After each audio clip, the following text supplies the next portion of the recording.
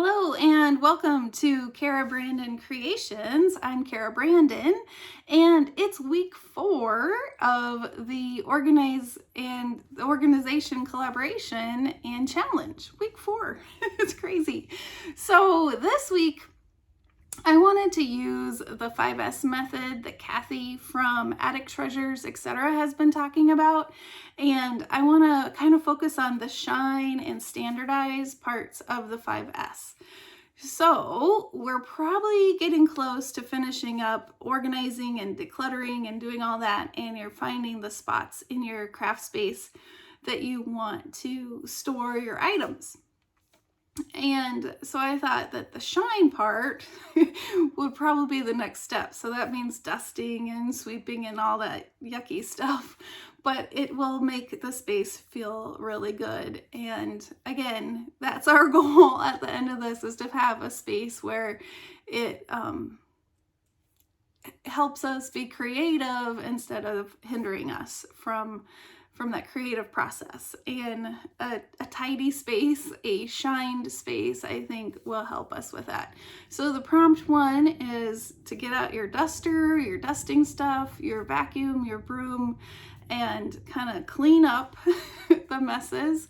I know for me, my floor is a mess, so I'll be sweeping later today.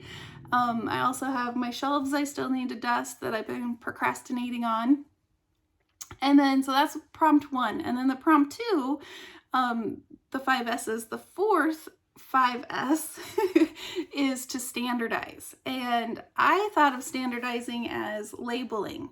Now, it might mean something different to you, and it probably means something different to Kathy as well. But for me, when I was thinking about standardize, I think I need labels, especially since I've moved some stuff around in my craft room. I want to label those drawers and those bins and different ways that I'm storing my supplies so that I can immediately remember what's in the drawer or bucket or whatever it might be. So if you have a labeler, perfect. If you don't, that's fine. You can use a punch, circle punch, rectangle punch. You could cut it out. You could do whatever you want to make your labeling system, stickers, anything you want. But I think that will help, especially if it's in a new area or spot. So prompt 1, kind of shine your space, and the second prompt this week is let's standardize using labels so we can find all of our goodies. All right, I've been kind of talking about the flow journal because it's going to be flow journal February, and I had some questions. I just wanted to quickly show you a flow journal that Julie from DearJulieJulie made me. And she used a wallpaper, like a cover, and all it really is, and I'm gonna link 2 videos below. This one that she sent to me, she had a video on it, and I sent her one a couple years ago, and so I'll have those linked below. But you'll notice that nothing is bound in this one. I think the one I sent her, I might have had a binding that went through that was something you could untie, but it's packed full of things like doilies and napkins and fabric, and it's all stuff like, here's some more wallpaper. It's all stuff that I could and envelopes. It's stuff that I could go through and pull out and use in my journals. There's a digital page from a kit. I think maybe I'm holding it upside down. Yep, I am. And then she used some scrapbook paper and flipped it up to make pockets. And it's just chock full of stuff.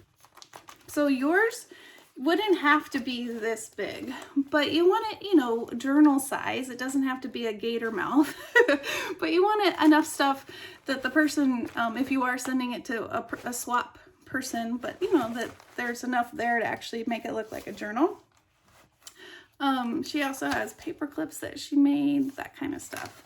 So there's just kind of a quick example of a flow journal. I will be making one early in the month that I'm going to send off to someone. So as you're shining and standardizing, kind of collect some stuff or stuff that you haven't yet donated that you think someone would really enjoy to use in their junk journals. So there's that. I'll have the videos linked below. There's something else I wanted to share. Oh, I was going to do a full walkthrough of my craft space next Monday, but I think instead I'm going to do like the wrap-up video. There's a few other things I kind of wanted to talk about. And then I'm going to do my craft room tour probably the 2nd, whatever that Wednesday is, the 2nd of February.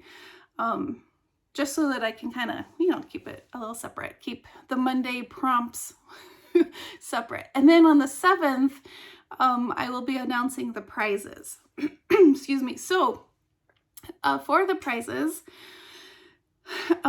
you want to make sure that you're liking and commenting on the different videos. And then we've been kind of discussing the best way to kind of find the winners.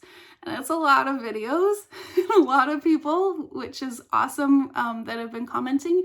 I think it's going to be a random pick from videos that will just make it a little easier. So just make sure you're commenting on all of them, but it will be a random pick. And we have quite a few prizes. I think that's something else that I'll for sure know next week, because people are still kind of chiming in with, oh, I'll do this or that. So I don't have a confirmed list of prizes, but I will have that next Monday. So I think that's all. Shine and standardize, and yeah, I hope you're enjoying your newly organized space already. I hope that this challenge has been helpful for you. And I'm also thinking it would be nice, I'm going to make a, what's it called? A poll, like a little questionnaire that I'll have ready for next Monday, that I will have just a few questions to kind of know your thoughts on this challenge and to see if it's something that you would like to continue maybe next year. But I'll have that ready for next week, and I'll have the link for that at the description next week. All right, so check out the Flow journal videos if you're interested, and I hope you have a fabulous week. All right, I'll see you soon. Bye-bye.